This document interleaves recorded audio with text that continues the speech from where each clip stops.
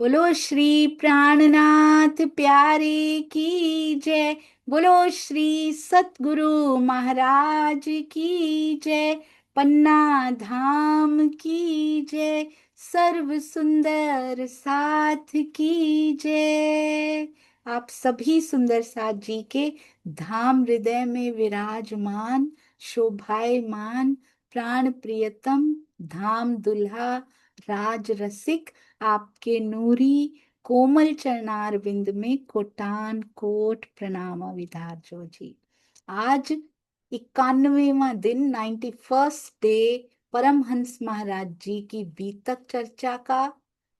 90 चोट लग चुकी हैं सुंदर साथ जी अंदर, और तभी ये जीव थोड़ा थोड़ा बदलना शुरू हुआ है। ये खांगड़ू जीव पे भी चोट कर गई महाराज जी की बीतक। कितना कितनवें भी पे ये टूट जाता है और राजी का दीदार कर लेता है, ये तो राजी जानते हैं, महाराज जी जानते हैं। पत्नी की भी कठिन कसौटी, ब्याह योग्य हो गई है बेटी। आए जड़ौदा तभी महाराज जी, दिल में विराजे हैं श्री राज जी। और हमारे थंबनेल के सुंदर साथ कभी ऐसी अपॉर्चुनिटी छोड़ते नहीं है जहां राजी को दिखाना हो, श्री जी को पाग पहनानी हो। शब्दों को कैसे पाग पहनाई जाती है।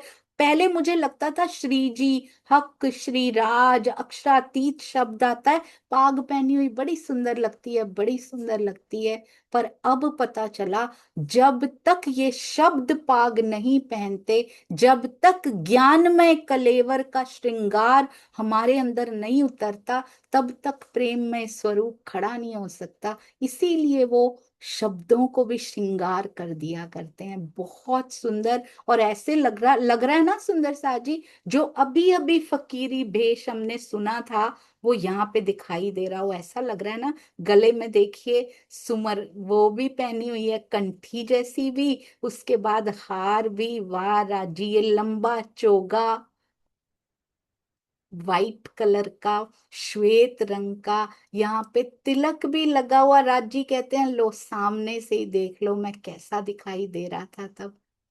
मुझे ये इतने प्यारे लगते हैं, सोचिए श्री जी कितने सुंदर लग रहे होंगे। महाराज जी कहते हैं झलक दिखाता हूं मैं उसकी। ये देखिए धोती भी पहन रखी है, आधी कांधे पे ओढ़ रखी होगी और आधी पहन रखी होगी, अति सुंदर। और ये देखिए जरा राजी हमारी तरफ निहारते हुए, कि मैं पूरा दिन तुझे निहारता हूं, तुझे कब समय मिलेगा मेरी तरफ नजर करने का। अति सुंदर। जड़ौदा पांडा में महाराज जी पहुंच चुके हैं, और आ गए हैं कौन, नकली पंडित भी हैं, उनके चचेरे भाई। पत्नी भी आ गई है कि बेटी ब्याह योग्य हो गई है, अब करना क्या है। गांव वालों ने संदेशा दिया है पति आ गए हैं आपके, जाओ पूछ लो उनसे जाके। अति सुंदर सुंदर सा जी, ऐसे लगा जैसे ये शब्दों में प्राण फूंक दिए गए हों इस थंबनेल के माध्यम से। कितने प्रणाम करूं, कितने नमन करूं, कम ही पड़ेंगे सुंदर साथ जी। इन भावों को प्रणाम, इस मेहनत को प्रणाम जो हम सब सुंदर साथ जी के लिए की जा रही है, गृहस्थी में से, नौकरी में से समय निकाल निकाल के। वाह मेरे सुंदर साथ, आपने कर दिखाया, 24/7 को साबित कर दिखाया कि yes I am available for 24/7। बहुत सुंदर। इसको कहते हैं गोपी भाव में जीना।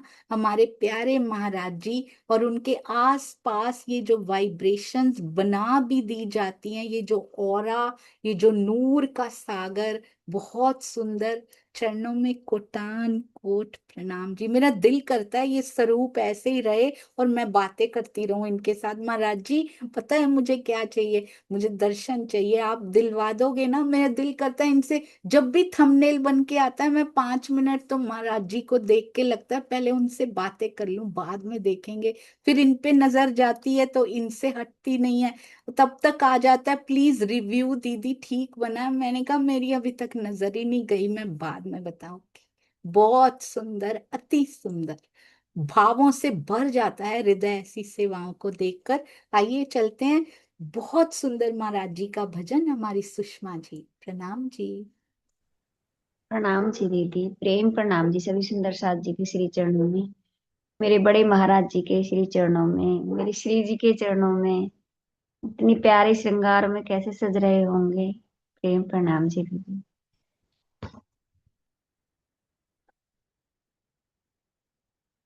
मेरे दो अनमोल रतन,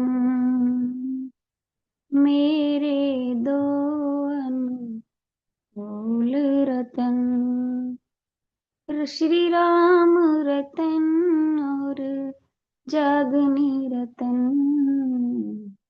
मेरे दो अनमोल रतन। श्री राम रतन जी ने मर्जिया होकर गहरे सागर में गोता लगाया। सीप और कंकर निरख परख के उनमें से एक मोती पाया। शफकत बरकत से बना है ये रतन, शफकत बरकत से बना है ये रतन। श्री राम रतन और जागनी रतन, श्री राम रतन और जागनी रतन, मेरे दो अनमोल रतन। राम रतन और जागनी रतन, श्री राम रतन और जागनी रतन। राम रतन जी ने प्यार सिखा कर, श्री राम रतन जी ने प्यार सिखा कर ऊंच नीच का भेद मिटाया। ऊंच नीच का भेद मिटाया।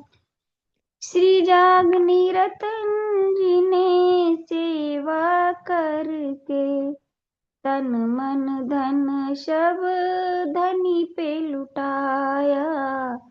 तन मन धन सब धनी पे लुटाया। साथ जी की सेवा में हुए हैं मगन, साथ जी की सेवा में हुए हैं मगन। श्री राम रतन और जागनी रतन, श्री राम रतन और जागनी रतन, मेरे दो अनमोल रतन, मेरे दो अनमोल रतन। श्री राम रतन और जागनी रतन।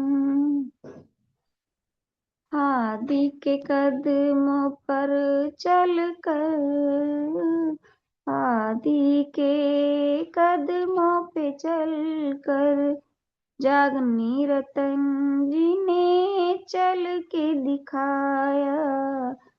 जागनी रतन जी ने चल के दिखाया। गांव गांव और नगर नगर में जागनी का अभियान चलाया। जागनी का अभियान चलाया। बिछुड़ी रूहों का किया है मिलन, बिछड़ी रूहों का किया है मिलन। श्री राम रतन और जागनी रतन, श्री राम रतन और जागनी रतन। काम धनी का धनी ही कराते, चर्चा सुना कर धनी ही जगाते। चर्चा सुना कर धनी जगाते, देते हैं शोभा रूहों के तन को, देते हैं शोभा रूहों के तन को, मूल वतन अपना दिखाते, मूल वतन अपना दिखाते, अंदर आए के बैठे हैं कसम, श्री राम रतन और जागनी रतन, अंदर आए के बैठे हैं कसम, श्री राम रतन और जागनी रतन, मेरे दो अनमोल रतन, श्री राम रतन और जागनी रतन, श्री राम रतन और जागनी रतन। प्रणाम जी सुंदर साथ। मेरे श्री राम रतन जी के चरणों में मेरा कोटि कोटि दंडवत प्रणाम। प्रणाम जी सुंदर साथ जी। प्रणाम जी, बहुत सुंदर। ये अनमोल रतन, इन्हीं की वजह से सुंदर साथ जी श्री मुखवाणी हम सब सुंदर साथ जी तक पहुंची और हृदय में उतर रही है।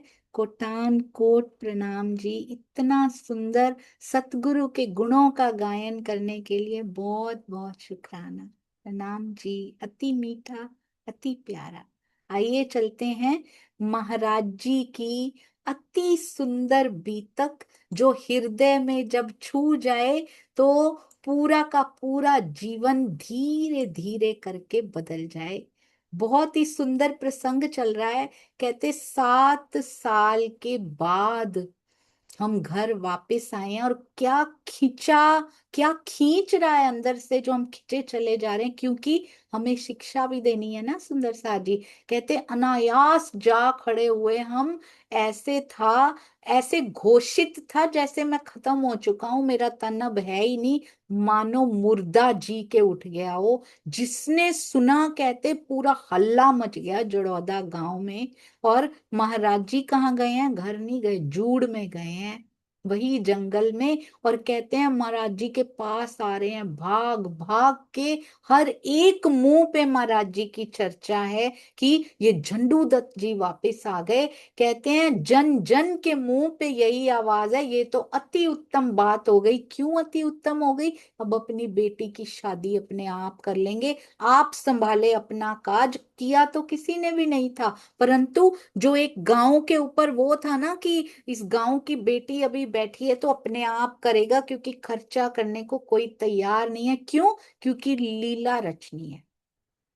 हो सकता है गांव वाले इकट्ठे होके कर देते, पर राज जी ने नहीं करवाना, क्योंकि हमें कुछ सिखाना है इसमें से। हमारे जीवन में ऐसी घटनाएं हर एक के जीवन में होती हैं, हर एक के बच्चे होते हैं, उनको पढ़ाना होता है, उनकी शादियां, और दुनिया के ब्रह्मांड के कितने काम जो हमारे साथ छोटा सा ब्रह्मांड लगा है, किस पे छोड़ने हैं वो काम, ये महाराज जी ने यहाँ पे सिखाया।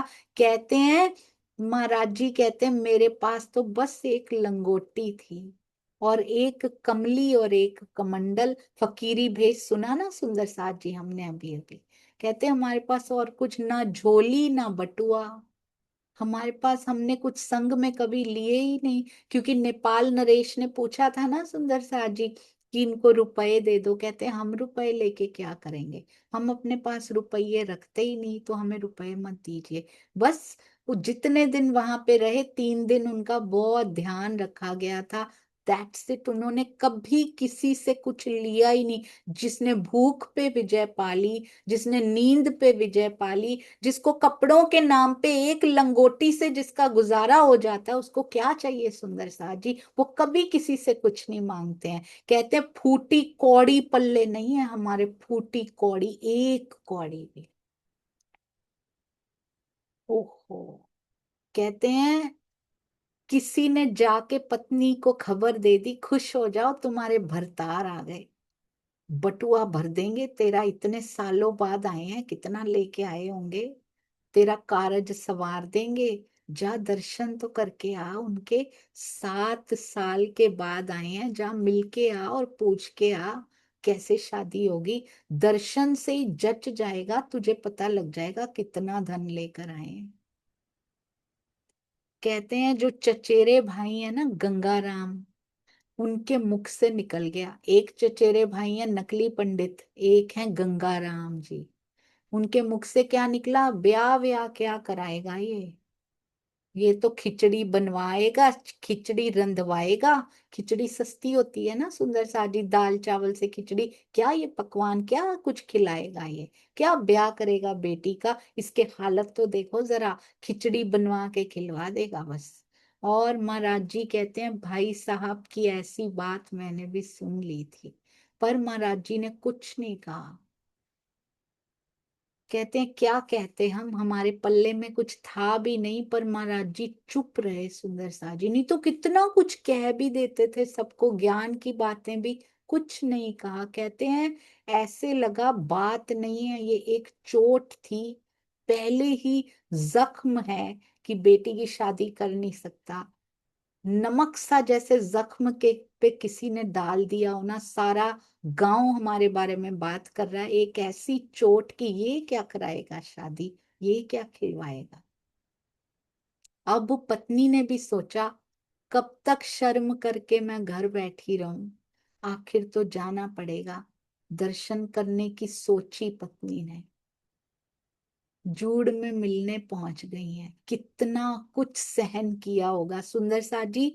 महाराज जी का तो हमने सुना है, पूरी यात्रा उनकी सुनते हुए आए, कहाँ कहाँ गए, कहाँ कहाँ आओ भगत हुई, कहाँ कहाँ महाराज जी किसी से डरते नहीं, कोई भय नहीं, दर्शन राज जी के हुए नहीं, अंदर प्रवेश करा दिए सतगुरु महाराज जी ने। कितनी कसनी की, कितने भूखे रहे।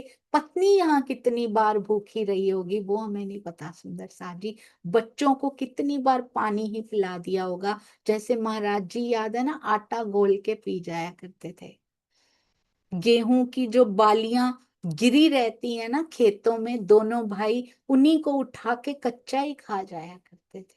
इन बच्चों की भी कैसे परवरिश की होगी अकेली पत्नी ने, और कैसे गांव वाले आके बातें सुनाते होंगे कि पति छोड़ के चला गया तेरा, और पता नहीं क्या क्या हुआ होगा। राज्य की सुध नहीं हुई अभी तक। जिसको थोड़ी सुध हो उसके लिए थोड़ा आसान भी तो हो जाता है ना सहन करना। इनको तो अभी तक कोई सुध भी नहीं है। कहते हैं उन्होंने सोची पत्नी ने कि कब तक शर्म करके घर में बैठी रहूंगी, जूड़ में मिलने पहुंच गई। सभी लोग हट गए आसपास से कि इनको महाराज जी से बात करने देते हैं। कहते हैं श्रीमती से संदिग्ध सा मिलाप हुआ, संदेह सा था। दर्श पर्श तो कर लिए पत्नी ने, प्रश्न किया मेरे लिए क्या लाए हो, मुझे दे दो। कहते हाथ आगे बढ़ा दिया उन्होंने, क्या लाए हो मेरी खातिर, कमाने गए थे ना, बहुत धन लाए होंगे। और हाथ आगे करके बैठ गई कि मुझे दे दो। बेटी ब्याहने को है, फिर से हाथ आगे कर दिया उन्होंने, बेटी ब्याहने को है दे दो। ओहो। महाराज जी अपनी पत्नी से कहते हैं पत्नी का धन तो पति होता है ना, शुक्र करो सतगुरु का कि मरा हुआ फिर आके मिल गया तुमको। मरा हुआ ही तो समझ लिया था, शुक्र करो जिंदा वापस आया हूं, मरा हुआ फिर मिल गया तुमको। ऐसा तो पहले कभी किसी को सतगुरु ने दिया ही नहीं होगा जैसा तुझे दे दिया कि मरा हुआ पति वापस आ गया तेरा। और क्या धन, तेरा धन तो पति है ना। तू तो कहते हैं विधवा हुई बैठी थी ना, चूड़ी बिछुए सब उतार दिए थे तुमने। अब भी धन ही धन चाहिए तेरे लिए, हम ही धन है। सोचिए उस समय पत्नी पे भी क्या बीत रही होगी। महाराज जी की अवस्था ही ये है, महाराज जी तो अपनी अवस्था के अनुसार बोल रहे हैं, पत्नी उन अवस्था को नहीं जानती। उनको नहीं पता ये क्या अलौकिक धन लेकर आ गए। हमारी ये सुंदर सा जी पत्नी जो है ना, हमें रिप्रेजेंट कर रही है। हम भी महाराज जी के सामने बैठ के यही बोलते हैं, दे दो। हाथ फैला के, बाहर से फैलाए हो या ना अंदर से फैले होते हैं, ये पत्नी हमें रिप्रेजेंट कर रही है बैठ के। हम महाराज जी की अवस्था नहीं जानते, हम जानते हुए भी नहीं जानते। हम फिर उनसे मांगने चले जाते हैं, और महाराज जी कहते हैं तेरी आत्म का धन हूं मैं, वो क्या मांग रही हो मेरे से बैठ के। शुक्र करो इस माया में तुझे आके मिल गया हूं सतगुरु के रूप में, अभी भी नहीं पहचान रही। वो हमें बोल रहे हैं सुंदर साथ जी। हम कहते हैं उनकी पत्नी देखो धन मांग रही, हम क्या मांग रहे हैं उनसे? आज भी राज्य से परिवार का सुख ही मांगते जा रहे हैं, क्योंकि हम उनकी अवस्था से परिचित होते हुए भी अपरिचित हैं। हमने उनको जाना ही नहीं सुंदर साथ जी। आत्मा होते हुए भी, आत्मा का दावा लेते हुए भी, चूड़ी बिछुए सब उतार के बैठे हैं हम यहाँ पे सुंदर साथ जी। किसको याद है राज जी? सबसे पहले प्रतिकूल परिस्थितियों में राजी किसको याद आते हैं? कि मेरा एकमात्र सहारा तू है। पहले धनी की, पहले धनी के पास बैठ के बाद में हम किसी को फोन करते हैं। ऐसा हुआ है कभी? जरूरत ही नहीं पड़ती वैसे तो, अगर पूरा का पूरा पता हो तो। बहुत ही सुंदर तरह से इसको छुपा छुपा के बताया गया कि अपनी अवस्था जान लीजिए। नहीं तो महाराज जी ना भी आते तो धन भिजवाया जा सकता था लक्ष्मी नारायण के थ्रू, पर नहीं, सेठ जी के थ्रू नहीं भिजवाया गया। वो खुद आए हैं, क्योंकि हमें बहुत कुछ सिखाना है कि देखो तुम भी कैसे। कहते तू तो रांड हुई बैठी थी, तू तो विधवा हुई बैठी थी यहाँ पे, हमने भी पिया को कैसे बुला रखा है सुंदर साथ जी। आत्मा का श्रृंगार, चूड़ी बिछुए कहाँ नजर आ रहे हैं हमें? आत्मा के अंग कहाँ खड़े हो रहे हैं? कहाँ पर आत्म के दर्शन हो पा रहे हैं? कहाँ मूल स्वरूप के दर्शन हो पा रहे हैं? कहते अब भी धन ही धन चिल्लाती, तेरे लिए हम ही हैं धन। हमें बता रहे हैं सुंदर साथ जी, पत्नी के माध्यम से हमें बताया जा रहा है। सतगुरु रूपी धन जिसको मिल गया उसको और क्या चाहिए? अभी भी मांग रहे हो? वो मांग लेते जो मैं लेकर आया हूं। कहते पतिव्रताएं कभी ना हमने सुनी कि होती है निर्धन। बहुत सुंदर। चौपाइयों जैसा सुख होता है ना सुंदर साथ जी, वैसा सुख है इसमें। वाणी में कहा गया है सुंदर सा जी, कहते पतिव्रता जो नार होती है, कभी सुना है वो निर्धन हो जिसके पास पति हो? और वो पतिव्रता हो जिसके पास अखंड पति हो सुंदर सा जी, वो निर्धन के। अलौकिक धन को हम पहचान नहीं पा रहे। कहते हैं ना, पूरा पूरा खजाना झोपड़ी के नीचे दबा रखा है और भिक्षुक बने फिरते हैं।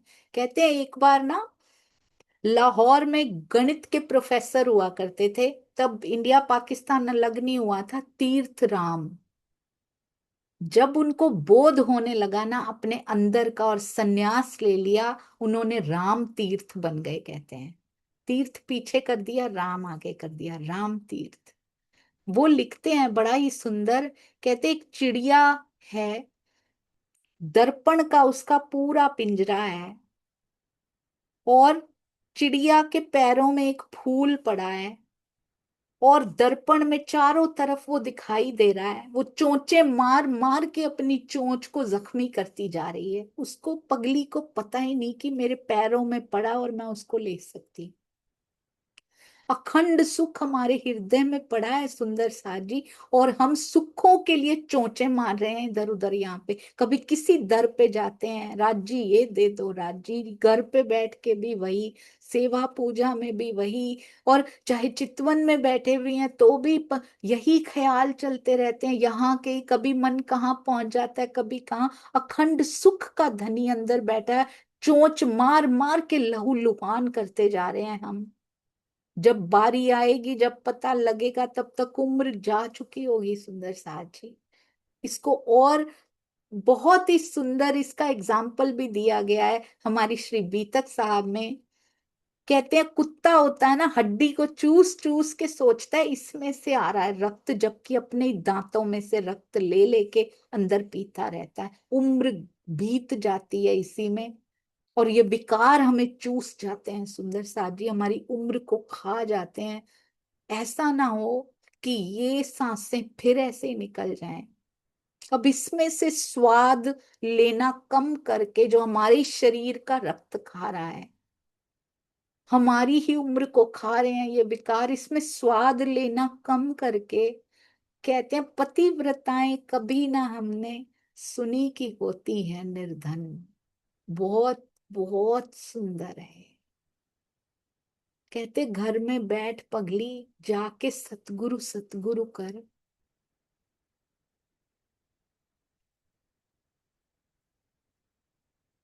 सतगुरु को याद कर बैठ के। धन धन क्या करती है, पत्नी को कह रहे हैं सुंदर साथ जी। पत्नी ने पता नहीं ये बीतक पढ़ी भी है या नहीं, बाद में उन्होंने हमें कह रहे हैं हमारे लिए लिखवाई है। कहते हैं धन के चक्कर में क्या लोगी, हमसे अलग यहाँ सब नकली है, सब नकली। सतगुरु सतगुरु कर पगली, सतगुरु को पहचान ले। हमसे अलावा क्या बता दिया सुंदर साथ जी यहाँ पे, राजी के अलावा ये पूरा नकली ब्रह्मांड है, पूरा का पूरा।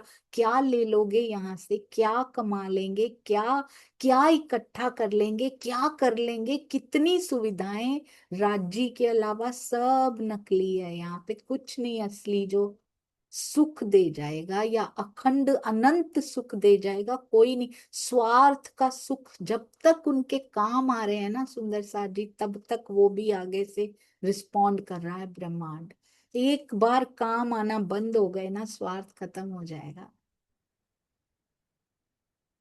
कहते ब्याह देख के ये परिस्थितियां हैं सुंदर साथ जी, टेस्टिंग की, टेस्टिंग कंडीशंस होती है ना, ये परिस्थितियां हैं यहाँ पे परीक्षा लेने वाली। ब्याह देख के चक्कर खा गई। हमारे घर में कौन कौन सी परिस्थिति ऐसी चल रही है इस समय, इसी में चक्कर खा गए। क्या संबंध और क्या ब्याह, इन परिस्थितियों से घबरा गए कहते तुम। जिसका काम, ये लिखने वाली बात है, जैसे आंख वाला देख रहा है, जैसा मुझे घुमाना चाहता है मैं वैसे घूम रहा हूं, मैं किसी से क्यों मांगू। कभी नहीं भूलता ये। और उसके बाद कहते हैं जो गुजर रहा है ना, जो दिख रहा है उसको देखते जाओ, खेल की तरह देखो इसको, गुजर रहा है उसको गुजरने दो, उसको बस देखो, उसमें बह मत जाओ। और अभी क्या कहते हैं, कहते हैं ब्याह देख के चक्कर खा गई, कैसा संबंध कैसा ब्याह, जिसका काम करेगा खुद वो है। यही बात वहां पे आई थी सुंदर सा जी। कहते जो सबका निर्वाह करता है वो ये नहीं करेगा क्या। प्राणनाथ जी से वो सिपाही आके पूछता है, बार बार आता है, पैसे दे दो छुड़वा लो, बाई जी को बंद से छुड़वा लो प्राणनाथ जी। कहते हैं जिसकी हंगना है वो छुड़वा लेगा, मुझे किस बात की चिंता। बिल्कुल ऐसे लगता है बीतक साहब रिपीट हो रही हैं। कहते हैं जिसका काम है, उनकी भी पत्नी थी, जेल में बंद थी, इनकी भी बेटी है, पूरे गांव में चर्चा हो रही है अपनी बच्ची की। कहते हैं जिसका काम है वो खुद ही करेगा, तुम क्यों चक्कर खा रही हो। हाँ, ऐसे छोड़ना है सुंदर साह जी, ऐसे छोड़ना है, पता है क्या संबंध और क्या ब्याह। कहते जो सबका निर्वाह करते हैं। कहते हैं एक बार क्या हुआ, एक ना राजा को बड़ी चिंता हुई कि ये अपने बेटे के लिए तो कमा लिया, अब उसका भी बेटा होगा तो फिर इतना नहीं है अभी ना, ये पूरी ऐश कर ले तो पता नहीं कम ना पड़ जाए, तो और होना चाहिए, ऐसा ना हो खाने के लाले पड़ जाए। उसको ऐसा सपना आया कि खाने के लाले पड़ गए मेरे खानदान को आगे, उसको बड़ी चिंता हुई। संत के पास गया एक, वो उसको पता है कहाँ ले गए, एक बड़ी उजाड़ जगह पे ले गए। कोई नहीं था वहां पे, सालों से कोई नहीं गया था उधर। कहते आओ मेरे साथ चलो राजा। वहां पे गए और कहते हैं ये ना पत्थर हटाओ। बहुत बड़ी चट्टान थी, बहुत बड़ी। राजा अपने लेके गया था साथ में सेवक। उन्होंने बड़ी मुश्किलों से वो चट्टान हटाई।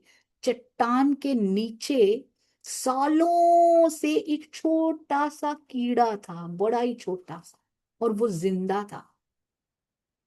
कहते हैं राजा तुझे क्या लगता है इसके भोजन का प्रबंध कौन करता हो? तो क्या तेरी संतान के भोजन का प्रबंध वो नहीं कर देगा?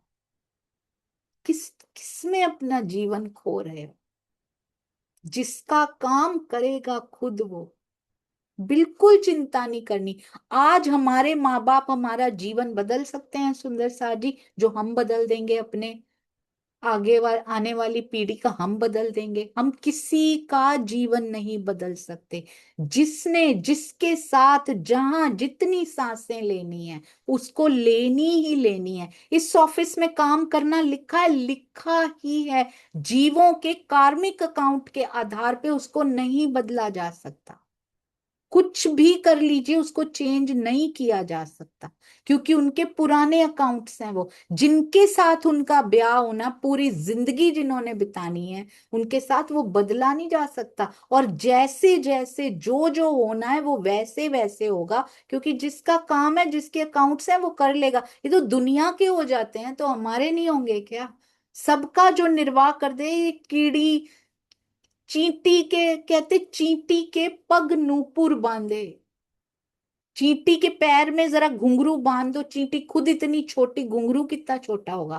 कहते हैं उसमें जो आवाज आती है ना, चींटी के पग नूपुर बांधे, वो भी साहिब सुनता है।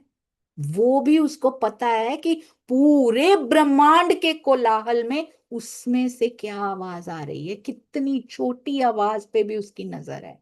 तो इतने काम पे क्या उसको नहीं पता होगा? कहते हैं अब पत्नी बेचारी क्या बोले आगे से, वो तो इस अवस्था को नहीं समझ पा रही है। कहते पर फिर भी देखिए, कुछ शिकायत नहीं, कुछ नहीं कहा। प्रणाम करके कहते पत्नी उठाई। वो समझ नहीं पाई हमारी बात को। हम समझ पा रहे हैं सुंदर सा जी, समर्पण क्या चीज होती है, ये सिखा रहे थे वो। हमसे अलग सब नकली हैं, कहते हैं यहाँ पे। ये परिस्थितियों में चक्कर खा गए तुम। कैसे ये संबंध, कैसी परिस्थितियां। जिसका काम, ये लिख लीजिए सुंदर सा जी, जिसका काम करेगा खुद वो, सबका करते जो निर्वाह। प्रणाम किया पत्नी ने, अब क्या बोलूं आगे से, समझ नहीं पाई। कहते हैं हमारी भी कहाँ इतनी समझ है, पत्नी को क्या कह रहे हैं, हमें तो श्रीमुख वाणी मिली हुई है। कहते हैं जिस लालच के लिए वो आई थी, वो चीज तो हाथ आई नहीं उसके। जिसका लक्ष्य, महाराज जी बता रहे हैं, जहां होता है जो लक्ष्य होता है, अगर उसको चीज वहां मिल गई, तब वो कहता है मेरा काम हो गया। हमारी ऐसे लगता है पूरा हमारा ही बयान कर रहे हो सुंदर साथ जी। बीतक के माध्यम से हमारा जीवन जैसे हमारी ही घटनाएं बयान कर रहे हो। जिसका लक्ष्य जो होता है वो पूरा होता है। वो चीज अगर उसको मिल जाती है, तब वो कहता है मेरा काम हो गया, वरना निराशा हुई इस दरबार से तो काम नहीं हुआ हमारा। क्योंकि लक्ष्य वो अपना ही लेके आया था दुनिया। पिया ने जो लक्ष्य दे के भेजा है वो लेकर जाते ही नहीं हम। कहते इश्क बेवरा करना था। कैसे करना है? लेके आओ, यहाँ पे अर्जित करो, कमाई करो इश्क की। रहनी में आओ और कमाई करो इश्क की, तब होगा यहाँ पे बड़ा सुंदर। खेल को उत्सव बना दूंगा मैं तुम्हारे। वो लक्ष्य लेकर हम कभी जाते ही नहीं। हम कौन से लक्ष्य लेकर जाते हैं? घर में गमी हो गई, चलो तब चलते हैं। घर में खुशी हो गई, चलो अब चलते हैं। नहीं हो रही खुशी, तो चलो मांगने चलते हैं। लक्ष्य वो लेकर गए जो धनी ने दे के भेजा था वहां से, मूल मिलावा से। क्यों देखने आए थे ये खेल? यही देख, परिस्थितियों में चक्कर तो पूरी दुनिया खा रही है। हमने क्या नया कर लिया सुंदर साथ जी? हमसे भी धनी बैठे हैं यहाँ पे, इसका मतलब उन पे तो बड़ी मेहर है फिर। उन पे तो उनके उनके भगवानों की तो मेहर और ज्यादा है। इसका मतलब अगर यही मेहर होती तो, इसी को अगर मेहर कहते तो उन पे तो बड़ी ज्यादा है फिर। अनुकूल प्रतिकूल परिस्थितियों से कुछ फर्क नहीं पड़ता सुंदर साथ जी। फर्क पड़ता है अंदर की अवस्था कैसी होती जा रही। प्रतिकूल परिस्थितियां हेल्प करती हैं हमारी उस लक्ष्य को समझने में, कि क्या करने आए थे हम। कहते हैं, जो लालच लेकर आई थी वो चीज तो मिली नहीं। बहुत सुंदर महाराज जी लिखते हैं, जो मांगने आए हो वही नहीं मिला अगर, तो फिर निराशा ही दिखती, इस दरबार से कुछ नहीं मिलता। कहते पेट में दर्द हो, आंख दवाई आंख में डाल दो, यही तो किया है मैंने। कहते हैं उसे डॉक्टर कौन कहेगा। बहुत ही सुंदर। पेट में दर्द है, माया का दर्द है, दवाई मैं इधर की डाल रहा हूं कि सतगुरु सतगुरु कर बैठ घर जाके। तो कहते हैं उसको डॉक्टर कौन कहे, यहाँ का तो कोई नहीं कहेगा। पर कहते गुरु जो होते हैं ना, वो ऐसे ही हकीम होते हैं। दर्द तो यहाँ का होता है, पर वो दवाई कहाँ की डालते हैं। दर्द तो पेट में होता है, माया का दर्द उठ रहा होता है, दवाई आंख में आंख खोल देते हैं, सारे दर्द मिटाने वाली दवाई डालते हैं। यहाँ आंख खुल गई ना अगर, अंतर्दृष्टि खुल गई ना अगर, यहाँ का डॉक्टर बोलेंगे कैसा डॉक्टर है, दर्द पेट में दवाई आंख में डाल रहा है, पर सतगुरु जो होता है ना, वो आंखें खोलता है, सारे दर्द मिटाने वाली दवाई देता है। पर कहते हम तो ऐसे ही हकीम गुरु होते हैं। क्या मजाल जो दुख रह जाए उसके बाद कोई आते रहेंगे, पता ही नहीं लगेगा ये दुख था कि सुख था। ऐसी परिस्थिति, ऐसी स्थिति, स्थिति बदल जाए तो परिस्थितियां, फर्क ही नहीं पड़ता कोई भी कैसी परिस्थिति आ गई, कभी दुख की कभी सुख की, ये तो आती ही रहेंगी, एक के बाद एक आती रहेंगी। क्या इन्हीं में जन्म गवा देंगे हम, इन्हीं के बारे में सोचते सोचते। कहते मजाल है जो दुख रह जाए अगर, उसकी दवाई पी ली ना, फिर नहीं कोई, फिर दुख लगना बंद हो जाता है। हमने पकड़ रखा है, उन्होंने नहीं पकड़ रखा। पेड़ को हमने पकड़ रखा है, पेड़ ने हमको नहीं पकड़ रखा। सुंदर साथ जी कहते हैं, धन की भूख भला बातों से कभी शांत होती है, बातों से जग का काम नहीं चलता, पर सतगुरु के वचनों से अंगना का काम चलता है। कहते बड़े बड़े मर्ज की दवा सतगुरु वचनों से कर दिया करते हैं। अब एक फर्ज की पुकार थी, तो कहते हैं भरत सिंह पंडित हैं एक, वो पहुंचे, पहले पत्नी से बात की और पूछा कुछ भेद खुला माता जी, क्या लेकर आए हैं। आप कर चुकी हैं बातें उनसे, क्या कहते हैं गुरु महाराज जी। पैसे धेले कुछ दिए उन्होंने, कुछ तो राज खोलो। कहते पत्नी की आंखें छलक गई, कहते उनके पल्ले तो एक कौड़ी भी नहीं है। ज्ञान ले लो जाके इनसे, पर पैसा तो 12 कोस तक नहीं है, एक कौड़ी भी नहीं है, रोने लगी हूँ।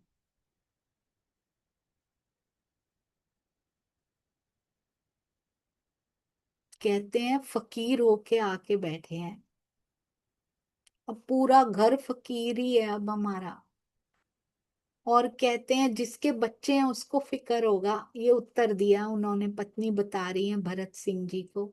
उनका कार्य अपने आप करेंगे, भैया मुझसे मत पूछो, बस यही बात हुई है। ओहो। कहते हैं पत्नी से जब इतनी बात सुनी,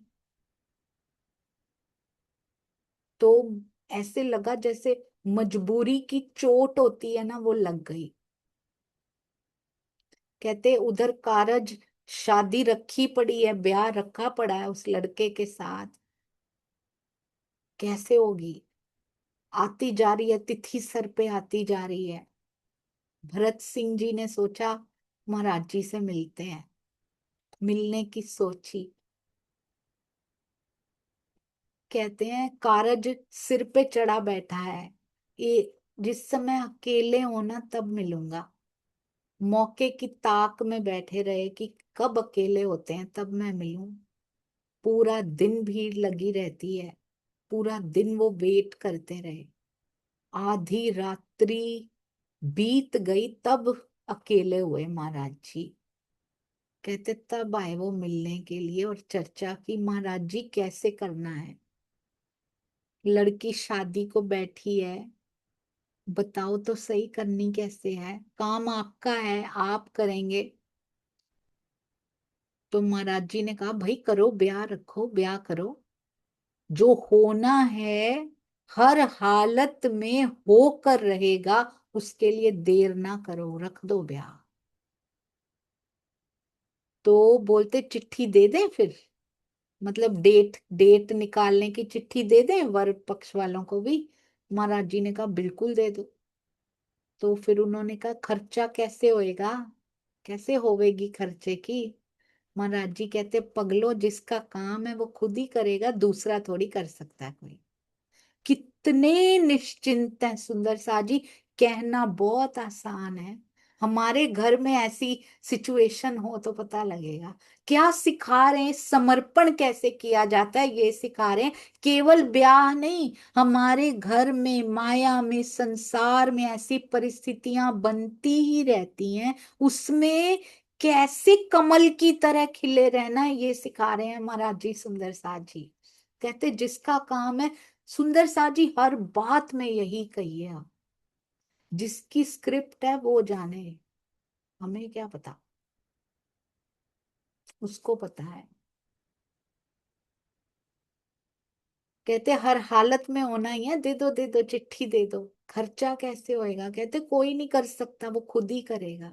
दुनिया से अपने काम नहीं होते, औरों का कोई क्या करेगा, वही करेगा। अब कहते हैं उन्होंने प्रणाम की चरणों में, अपने घर वापस चले गए और घर को परिवार को संदेश पहुंचा दिया कि चिट्ठी दे दो शादी की फौरन, गुरु महाराज जी अपने आप करेंगे। नकली पंडित ही हैं, ओवरऑल सारा जो ध्यान रखते हैं, उनसे बोल दिया चिट्ठी दे दो शादी की आप। 4 आदमी इकट्ठे हुए, कहते शादी की चिट्ठी दे दी उन्होंने। और नकली पंडित को कह दिया कि शादी के वो रहना आप, हर हिसाब आप ही रखना, आप ही मूडी रहना, इसके बड़े आप ही हो, आगे आप ही रहना, अगवे आप ही रहना, इस शादी में अगवानी में हर हिसाब आप रखना, सारा पैसा आपको मिल जाएगा। कहते कोई चिंता मत करना, उनसे पैसे ले लेंगे हम, चिंता मत करना, आपको सब मिल जाएगा, क्योंकि उनसे सब बातें हो गई हैं। भरत सिंह ने कहा हम उनसे ले लेंगे, आप मत चिंता करो, स्वयं गुरु महाराज जी करेंगे। कहते सतगुरु के अल्फाज थे ये, सतगुरु के शब्द थे। दुनिया के अपने काम नहीं होते तो वो दूसरों के क्या करेगी, तो वो अपने आप कर देंगे, आप घबराना मत। कहते दिन तो धर लिया, अब सिर्फ 8 दिन बाकी रह गए, विवाह को 8 दिन रह गए हों और तैयारी ना हुई हो। अब घर वाले बोले कि पैसा लाओ तो कार्य होगा, कैसे बुकिंग कराएं, कैसे लोगों को लेकर आए, कुछ भोजन का कुछ टेंट का कितना कुछ लगाते होंगे, कैसे बिना पैसे के कैसे होगा। कहते पैसा जहां मांगते हैं उसका तो जवाब पैसे से ही देना पड़ता है, बातों से तो वो नहीं आएंगे लोग, बातों से तो पेट नहीं भरेगा। कहते मालिक तो फकीर है, समझ नहीं आ रही, उसके तन पे सिर्फ लंगोटी है, वो रकम कहाँ से देगा। बहुत ही सुंदर सुंदर साथ जी, सारा कुछ हमें ही बताया गया है। ये कहते हैं वो हमसे नहीं ली जाएगी रकम, वो निकाल के दे देगा, ऐसे कह रहे हैं। घर कुनबे के नाते से खड़े हैं कहते हैं, पर वो निकाल के दे देगा। किसको पूछ रहे हैं, जिन जिनके यहाँ बुकिंग कुछ करवानी हो उनको बोल रहे हैं कि दे देगा, पर कहते भैया पहले रुपए दो। ऐसे तो अपने बस का है नहीं ये सब कुछ करना। फिर भरत सिंह जी महाराज जी के पास आ जाते हैं, कैसे हो महाराज जी, शादी के अभी यहाँ पे लिखा 15 दिन रह गए हैं, बस 15 दिन पहले भी पहुंचे होंगे। वो कहते हैं पैसा दे दो, जितना इंतजाम हो पैसे का उतना तो दे दो, जो सामान जरूरत का है, लड़की को कुछ देना है शादी में, वो तो आ जाए कम से कम। महाराज जी मौन, कुछ जवाब नहीं देते। भरत सिंह पे भी क्या बीत रही होगी, उन पे भी। कहते कुछ उत्तर ही नहीं दिया, प्रतीक्षा करते रहे वो, कह के चुप हो गए। ऐसा लगा जैसे महाराज जी का तन वहां बैठा है पर महाराज जी वहां है ही नहीं। ऐसा लगा जैसे कहीं चले गए अंदर से ही। वो बैठ के देखते रहे, भरत सिंह जी महाराज जी को देखते रहे कि ये जवाब देंगे, पर ये तो यहाँ है ही नहीं। फिर महाराज जी के नेत्र खुले, नेत्र खोले तो भरत सिंह आकृष्ट हुए कि अब कुछ उत्तर देंगे शायद। दोबारा प्रश्न किया, कुछ नहीं बोले। महाराज जी फिर कुछ क्या बोले, कुछ भी नहीं बोले। फिर दोहराया, महाराज जी क्या उलझन है, कुछ भी नहीं बता रहे आप। महाराज जी ने कहा, भरत सिंह हम जिसके हैं वो जाने। ये होता है समर्पण। ये समर्पण, जब केवल एक पे आस है ना, और किसी से आस नहीं है यहाँ पे सुंदर साथ जी, सिर्फ उससे आस है, तब मिलते हैं धनी जी। इनको तो मिल चुके हैं, महाराज जी को तो मिल चुके हैं। इस समर्पण के बिना मिलते नहीं, क्योंकि उन्होंने ऐसा समर्पण करके दिखाया है जिसको अपनी रोटी की चिंता नहीं, जिसको अपने कपड़े की चिंता नहीं, जिसको अपनी छत की चिंता नहीं, जिनके नाम पे जिनको रुपया दिया जाता है वो लेते नहीं, नहीं तो इकट्ठे करते आते रास्ते में, बेटी की शादी करेंगे, उनको कुछ नहीं चाहिए। कहते हम जिसके हैं वो करेगा। क्या मतलब है इसका? ये नहीं कहा कि बेटी जिसकी अंगना है या बेटी जिसकी है वो करेगा। हम जिसके हैं, हमारा ब्रह्मांड भी वही पालेगा और अपने आप करेगा वो। हमें कितना विश्वास है अपने परिवार के लिए, अपने आसपास के ब्रह्मांड के लिए, कि मैं जिसकी हूं, मेरे आसपास का तो गठरी ऐसे ही उठा लेते हैं वो। देवचंद्र जी की गठरी कैसे उठा उठा के फिरते हैं राजी। श्यामा को पता भी नहीं कौन है। हमारी नहीं उठाएंगे क्या? क्यों नहीं उठाएंगे सुंदर साथ जी? एक बार गठरी दे के तो देखिए अपनी, बहुत सुंदर उठाते हैं वो। बिलीव मी सुंदर साथ जी, हम उतना सुंदर नहीं कर सकते जितना वो ख्याल रखते हैं हमारी ब्रह्मांड रूपी गठरी का। सीने से लगा लगा के चलते हैं पिया, कि तूने मुझ पे समर्पण किया है, आ मैं तेरे ब्रह्मांड को भी सीने से लगा के रखूंगा। इतना प्यार करते हैं वो हमसे। बाकी सब नकली हैं यहाँ पे, एक वही उसका प्रेम असली है सुंदर साथ जी। अब कहते हैं कि जिसके हम हैं वो करेंगे, जिनकी कहते हैं हम जिसके हैं ना वो जाने, जिसकी स्क्रिप्ट है वो आप करेगा करने वाला, तुम क्यों चिंता में पड़े हो ये बताओ। कहते हैं वो आंखों वाले हैं, फिर से वही बात आई है यहाँ पे, वो आंख वाला है। कहते वो आंखों वाले हैं, सब देख रहे हैं मेरा विश्वास करो। वो सब कुछ देख रहे हैं मेरा विश्वास करो, उनके तो हृदय में बैठे देख रहे हैं। कहते जब ऐसी बात बोली उनके कानों तक जब पहुंची, तो उनका हृदय तो धक से रह गया कि अब ये तो पता नहीं किसके आसरे पे बैठे हैं, इनके पास तो पल्ले में देला भी नहीं है, इनके पास पैसे नहीं है। अब इंतजाम उधर निकट है, कहते मौत जैसा बना पड़ा है, कि जैसे सबकी मौत आई पड़ी है कि पैसे कैसे देने हैं, कैसे इंतजाम होगा। अब तो तारीख भी रख ली है, इनकी तो कोरी बातें ही बातें हैं। अब इज्जत की फिक्र पड़ गई है कि कौन खर्चा करेगा, क्या होगा, इज्जत खराब हो जाएगी अब तो। कहते उनके आंसू निकल गए। महाराज जी अब बात बिगड़ गई है। आप जिनके भी भरोसे बैठे हो ना, उनसे प्रार्थना तो कर दो। ये दुनियादारी की बात है, ये ऐसे ये बातों से नहीं चलती दुनियादारी। हम कहते हैं ये हम हैं भरत सिंह, ये दुनियादारी की बातें तो आपको क्या पता राज जी। हम रहते हैं, हम एक्सपीरियंस्ड हैं, हमें पता है हमें कैसे चलाना है इधर ना। बस जो मांग रहे हैं वो दे दो राज जी आप। कहते हैं जैसे ये दुनियादारी चलती वैसे ही चलेगी, ऐसे नहीं चलती जैसे आप कहते हो। कहते कोई नहीं काम आएगा यहाँ, जो सगे हैं ना, जो सगे सोधड़े सब दिखाई दे रहे, कोई नहीं काम आएगा यहाँ पे। आप ही को करना पड़ेगा सब। कोई एक दमड़ी नहीं देगा यहाँ पे। अपने सतगुरु को कहो फिर कि अब देरी की बात नहीं, अब देरी मत करो। अब तीर निकल चुका है कमान से, डेट रख दी गई है, तिथि धर दी गई है, अब अपने हाथ नहीं है। कहते रो के पैरों में गिर पड़े भरत सिंह जी, अपने सतगुरु से कहें महाराज जी आप। बात बिगड़ने पे आ गई है अब। हो सोचिए सुंदर सा जी, ऐसी परिस्थिति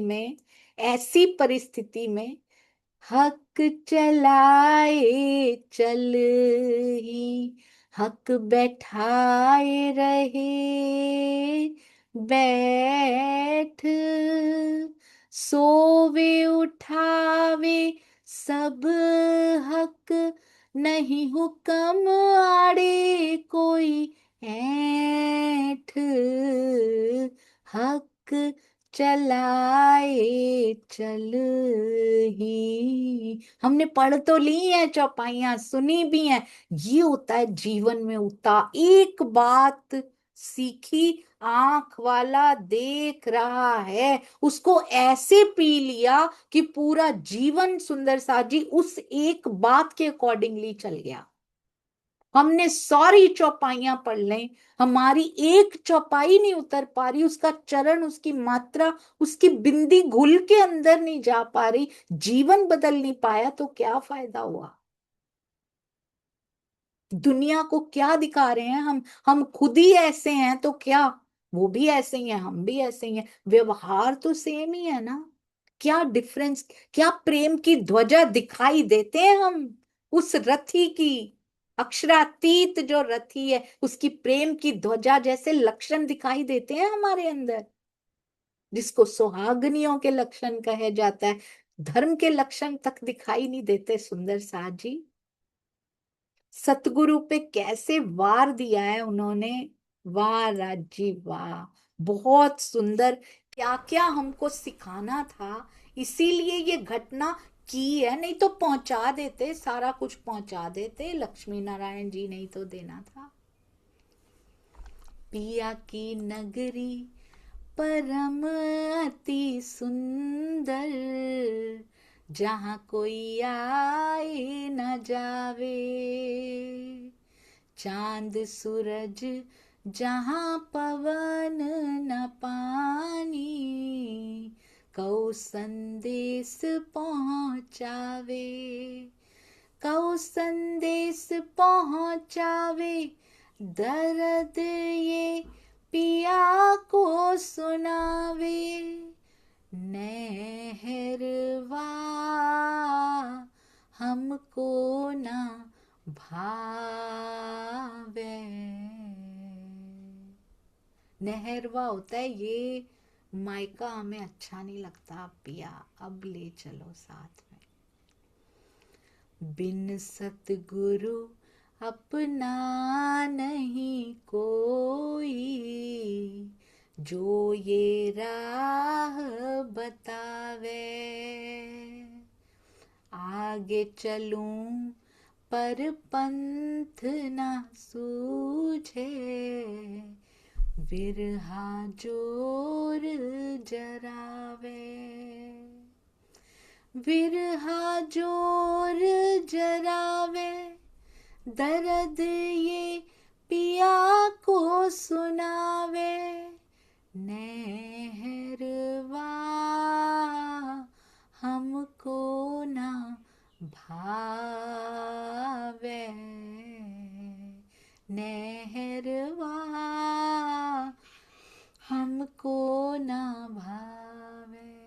महाराज जी की स्थिति कैसी हो रही है। वो बैठे हैं, लोग इतनी बातें कर रहे हैं आ आ के। सोचिए जब बाहर पता लगता है, ये कहते हैं जिसके हैं वो कर लेगा।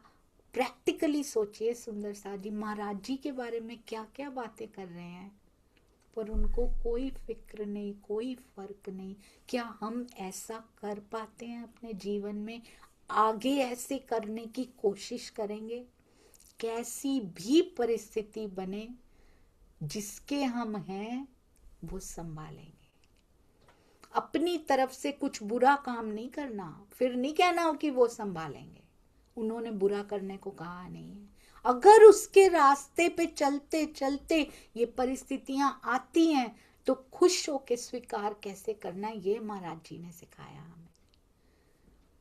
उनकी बेटी की शादी हम सब सुंदर साथ जानते हैं, आगे हो जाएगी। कैसे होगी? खिचड़ी ही बनाई जाएगी, क्या बनाया जाएगा, क्या खिलाएंगे महाराज जी, कैसे होगी?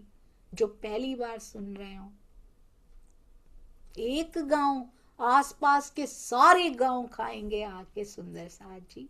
इतना मेहरबान है, लौकिक में भी नहीं छोड़ता। यहाँ के ब्रह्मांड की गठरी भी सीने से लगा के चलता है वो। एक बार समर्पण तो करके देखें हम उनके ऊपर, बिना चिंता। ऐसा नहीं मुख से बोल रहे हैं, अंदर से होना चाहिए ये। अंदर भी कोई चिंता नहीं, मुझे पता है तू है और तू कर लेगा। आंखों वाला सब कुछ देख रहा है, एवरीथिंग उनकी नजर में है। हमें बताने की जरूरत नहीं है उनको कि मेरे साथ क्या चल रहा है। बोलो श्री प्राणनाथ प्यारे की जय। बोलो श्री सतगुरु महाराज की जय। पन्ना धाम की जय। सर्व सुंदर साथ की जय।